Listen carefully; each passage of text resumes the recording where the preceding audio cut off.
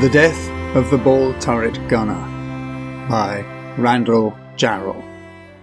Published in Randall Jarrell, The Complete Poems by Farah, Straus and Giroux. From my mother's sleep I fell into the state, and I hunched in its belly till my wet fur froze. 6 miles from earth, loosed from its dream of life, I woke to black flak and the nightmare fighters. When I died, they washed me out of the turret with a hose. Jarrell's poem is short and, well, not sweet. Not sweet at all.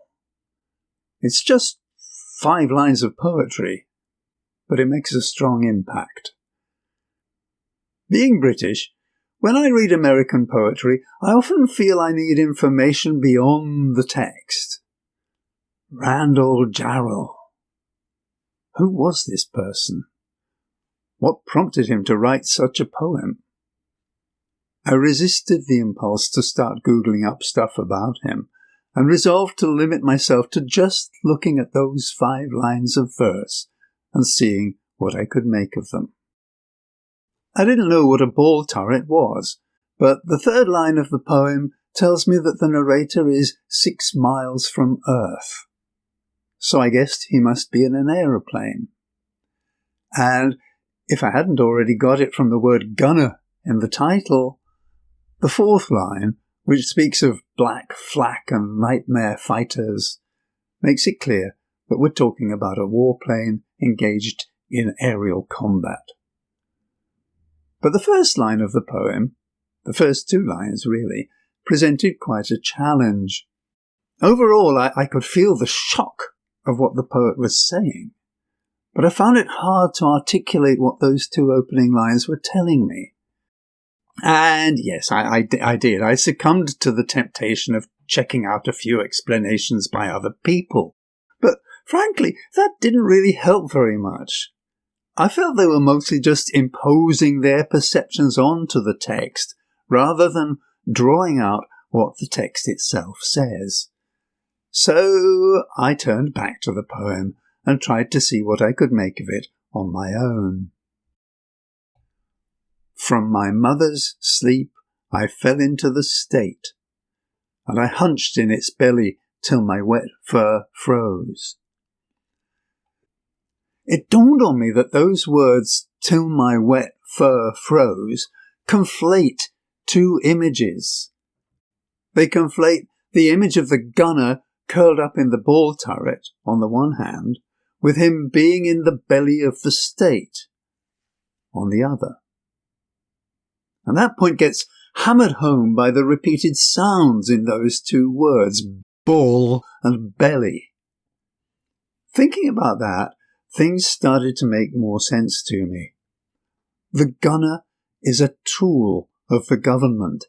He has no agency, no control over who he is or what he does, helpless as a baby in the womb.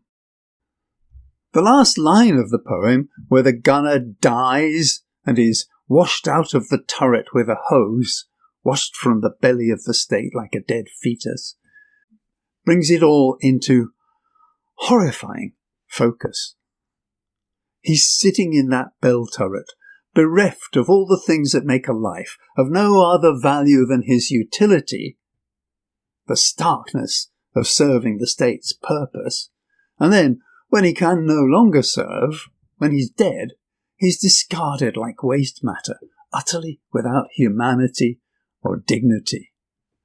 And that's all before we even start to think about the ghastly, reductive nature of the task the state expects him to perform. To sit there in the cold, miles above the earth, for no other purpose than to kill others or die trying.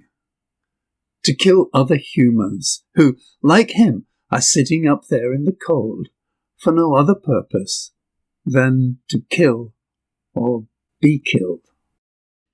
There's nothing very cheerful about any of that, but I felt I was getting a better grasp on what it was all about. I still couldn't figure out why his mother was sleeping, though.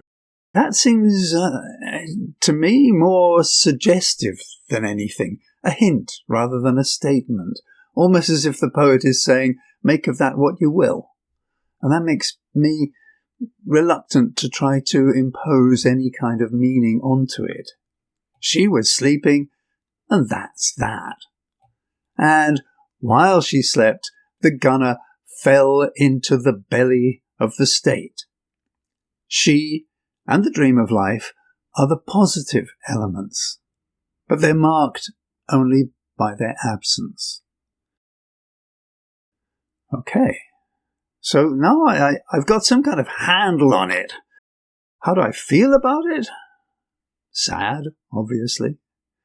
Angry, I suppose, with systems that reduce humans to functional units while they live and trash to be disposed of when they die. Fearful that in the end we're all, in some sense, that gunner. It didn't surprise me to find out that Jarrell served in the Air Force during the war and was subject to depression later in life. One of the most insightful essays I found on him was something called Dreams, Machines and the State, the War Poetry of Randall Jarrell by Robert Kuntz, which speaks of him as being, rather than a war poet, primarily a critic of the utilitarian exploitation of human beings by the callous mechanisms of the state, something which certainly comes across in the little poem I've just been discussing.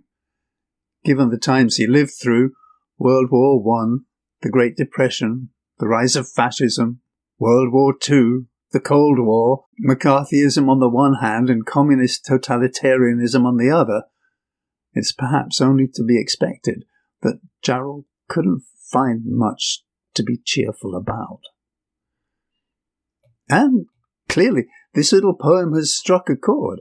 It's to be found on many websites, both as text and as an audio file, and I even found an indie rock version on YouTube. From my mother's sleep